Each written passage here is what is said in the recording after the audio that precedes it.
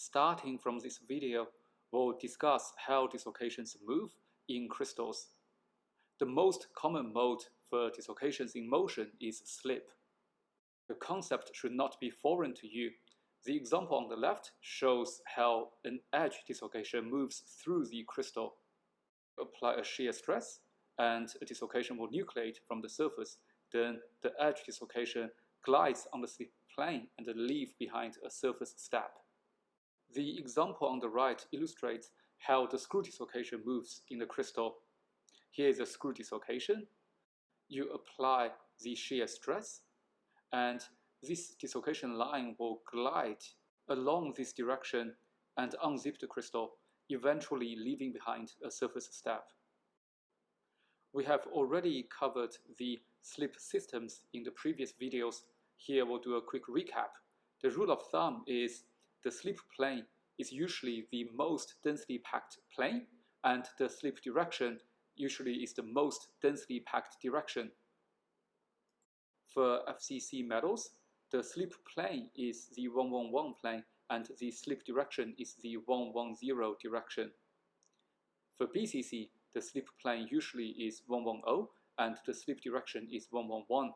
For HCP, depending on the C/A ratio, for magnesium, the slip system with the lowest CRSS is the basal plane. For titanium, the easiest slip plane is the 101/0 prismatic plane. In both cases, the Burgers vector is 112/0. There's one note here. For BCC and HCP, the slip systems other than the ones listed here can also be activated.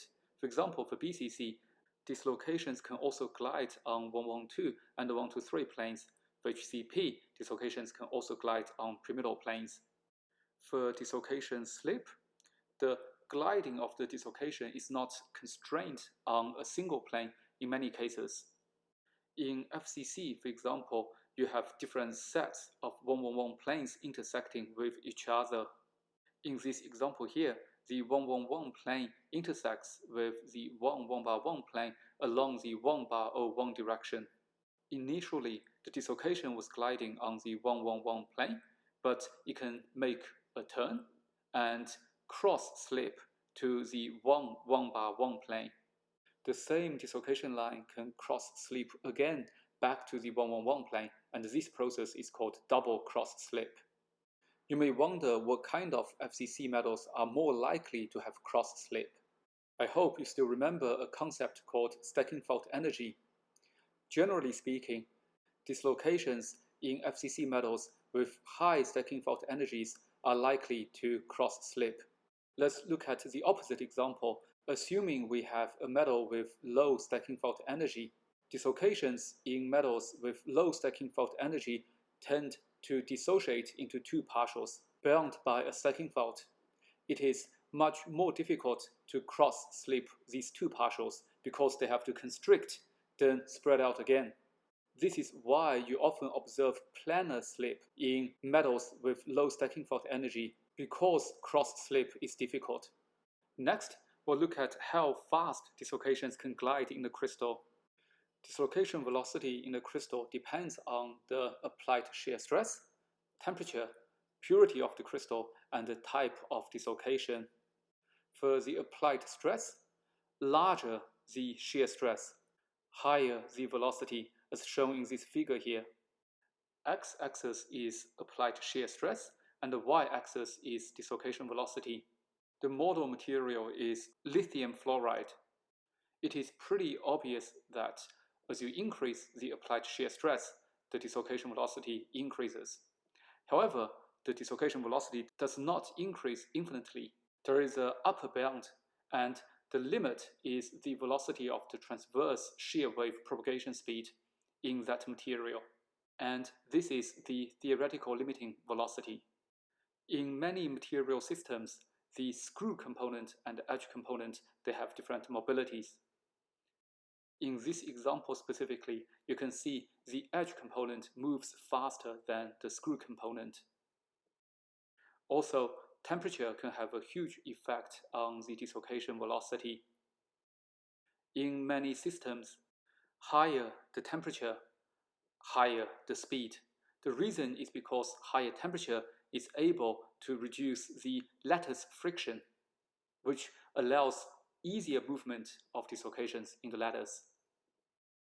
We'll discuss more on this topic when we introduce a new concept called the pyrostress. Dislocation slip is not the only mechanism to move dislocations in a crystal. Another mechanism associated with high temperature is called dislocation climb. Let's only look at the two-dimensional slice for now. Assume you have a vacancy and that vacancy diffuses into the dislocation core. It will remove one atom here that effectively pushes the dislocation up by one atomic plane. Note the glide plane is the horizontal line, so the dislocation is no longer gliding on the slip plane, it's moving out of the slip plane. Now extending this 2D notion into a three-dimensional scenario, if you have lots of point vacancies diffuse into the dislocation core, you effectively lift up a small segment of the dislocation. Since such motion is not confined on the slip plane, so this is not slip, this is dislocation climb. For dislocations to climb, it requires lots of vacancies, and a lot of vacancies can only be generated at high temperature. That's why dislocation climb is usually observed at high temperature. Then, how does dislocation climb affect the dislocation morphology we observe using electron microscopy? Let's look at the model first. Assume we have a dislocation line, A, B, and the slip plane is defined by A, B, A prime. If we look at the projection of the dislocation on the PN plane, it will be a straight line. Even if it is curved on the slip plane, the projection will still be a straight line. For dislocation climb, since the movement of the dislocation is no longer confined in the slip plane, it can actually bow out. Therefore, in the projection, you'll see a curved segment. As the dislocation climb process proceeds, you will see the helical dislocations in 3D or the spirals dislocation in 2D projection. Here are some examples from the atom probe results I acquired when I was a PhD student working with Professors Carney and Ringer. The sample was a niobium-bearing high-strength low-alloy steel from BlueScope Steels. We heated the specimen above 500 degrees over a number of hours. Since niobium forms solid clusters and nanoprecipitates, those solid clusters and nanoprecipitates, they preferentially form on dislocations. Therefore, by looking at their distribution in the sample, we can infer the dislocation morphology. In all three cases, you can kind of see the helical structure of dislocations. This is the 1 hour sample. And 6 hour sample. This is more obvious. You can see dislocation line really follows the helical structure, and the 240 hours sample. After looking at dislocation glide and dislocation climb, in the next video, we'll look at kinks and jogs in dislocations.